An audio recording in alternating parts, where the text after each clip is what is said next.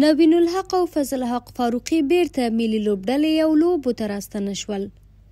پر نوین الحق، فضل حق فاروقي او مجیب زدران څو ورځې وړاندې له بندیز لګېدو وروسته تازه کرکټ بورډ ویلي یا د لوبغاړو ورته د برېښنالیک له لارې ملي سیالیو کې د لوبېدو لپاره بشپړ چمتووالی ښودلی.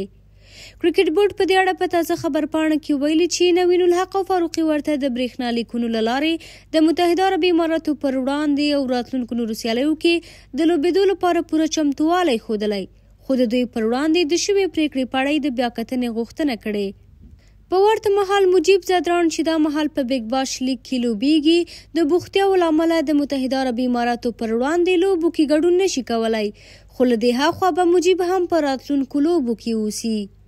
په همدې حال کې د متحده عربي اماراتو پر وړاندې د لوبلړۍ لپاره د لوبغاړو نوملړ ته د ځوانو لوبغاړو محمد اسحاق، صدیق اتل، محمد سلیم او درویش رسولي نومونه هم ور اضافه شوي دي.